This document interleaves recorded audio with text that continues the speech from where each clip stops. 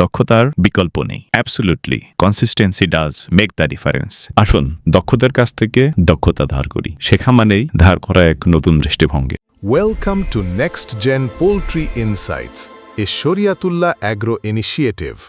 রোগ হঠাৎ করে আসে না, আমরা অজান্তেই তাকে সুযোগ করে দিই। আর সেই সুযোগটাই ধীরে ধীরে বড় সমস্যায় রূপ নেয় যখন বায়োসিকিউরিটি সম্পর্কে পরিষ্কার ধারণার অভাব থাকে। কারণ বায়োসিকিউরিটি নিয়ে কথা বলতে গেলেই কিছু গুরুত্বপূর্ণ শব্দ বারবার সামনে আসে: pathogen, quarantine, all in all out, carrier bird, biosecurity ব্রিচ।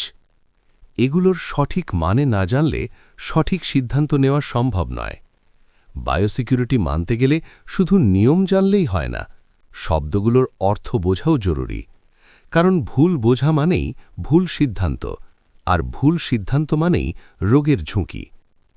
আজকের পর্বে আমরা পোল্ট্রি বায়োসিকিউরিটিতে ব্যবহৃত সবচেয়ে গুরুত্বপূর্ণ পরিভাষাগুলো সহজ ভাষায় বুঝে নেব। গুরুত্বপূর্ণ পরিভাষা: বায়োসিকিউরিটি রোগ জীবাণুর প্রবেশ, বিস্তার ও টিকে থাকা রোধের সব ব্যবস্থার সমষ্টি। ডিজিজ ওয়াইজ বায়োসিকিউরিটি নির্দিষ্ট কোনো রোগকে লক্ষ্য করে নেওয়া বিশেষ প্রতিরোধ ব্যবস্থা।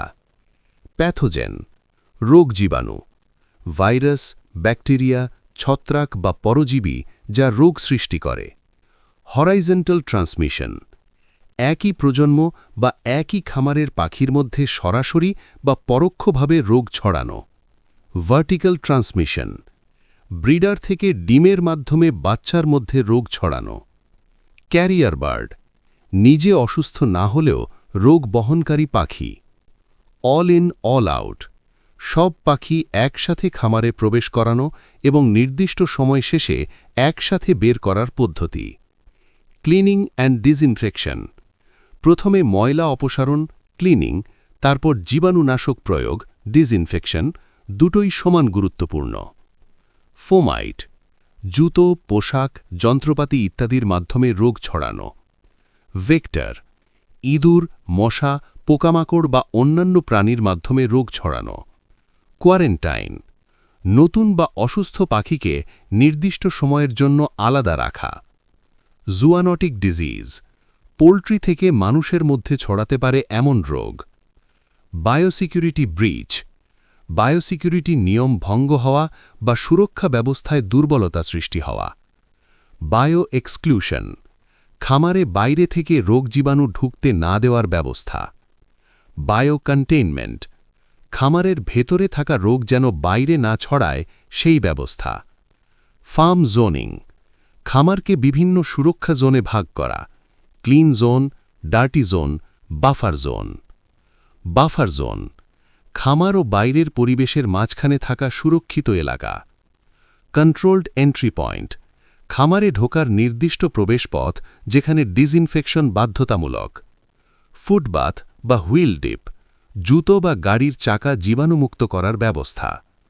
ডাউন টাইম এক ব্যাচ শেষ হওয়ার পর পরের ব্যাচ আনার আগে খামার খালি রাখার নির্দিষ্ট সময়। স্যানিটেশন পরিচ্ছন্নতা বজায় রাখার নিয়মিত ও পরিকল্পিত প্রক্রিয়া। ডিসইনফেকশন রোটেশন একই জীবাণুনাশক বারবার ব্যবহার না করে কার্যকারিতা বজায় রাখতে পালাক্রমে পরিবর্তন করা। ক্রস কন্টামিনেশন এক স্থান, ব্যাচ বা যন্ত্রপাতি থেকে অন্য জায়গায় রোগ ছড়িয়ে পড়া। ওয়াইল্ড বার্ড কন্ট্রোল বন্য পাখির মাধ্যমে রোগ প্রবেশ রোধের ব্যবস্থা। রডেন্ট কন্ট্রোল ইঁদুর ও অন্যান্য ক্ষতিকর প্রাণী নিয়ন্ত্রণের ব্যবস্থা। ভিজিটর কন্ট্রোল অপ্রয়োজনীয় ব্যক্তির খামারে প্রবেশ সীমিত করা। Personal protective equipment PPE gloves, mask, boot, overall ইত্যাদি সুরক্ষা পোশাক। মোর্টালিটি ডিসপোজাল মৃত পাখি নিরাপদে অপসারণ ও সঠিক পদ্ধতিতে ধ্বংস করা। ফার্ম টু ফার্ম ট্রান্সমিশন এক খামার থেকে অন্য খামারে রোগ ছড়িয়ে পড়া। বায়োসিকিউরিটি অডিট খামারের বায়োসিকিউরিটি ব্যবস্থার নিয়মিত মূল্যায়ন। রিস্ক অ্যাসেসমেন্ট কোথা থেকে রোগ প্রবেশের ঝুঁকি বেশি তা নির্ধারণ করা। এমার্জেন্সি ডিজিজ রেসপন্স হঠাৎ রোগ দেখা দিলে দ্রুত ও পরিকল্পিত করণীয় ব্যবস্থা। এই পরিভাষাগুলো বোঝা মানেই বায়োসিকিউরিটি বোঝার অর্ধেক পথ পেরোনো, কারণ সচেতন খামারই সুরক্ষিত খামার গড়ে তোলে। বায়োসিকিউরিটি কোনো বিলাসিতা নয়, এটা প্রয়োজন। এটা শুধু নিয়ম নয়, এটা একটি অভ্যাস।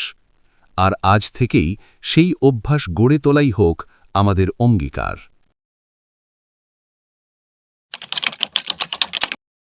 প্রয়োজনে স্ক্রিনে থাকা নাম্বারে যোগাযোগ করতে পারেন। আর হ্যাঁ, ভিডিওটি ভালো লাগলে লাইক দিন, প্রশ্ন থাকলে কমেন্ট করুন। খামার নিয়ে আরও ভিডিও পেতে চ্যানেলটি সাবস্ক্রাইব করতে কিন্তু ভুলবেন না। আপনাদের সাপোর্ট আমাদের অনুপ্রেরণা।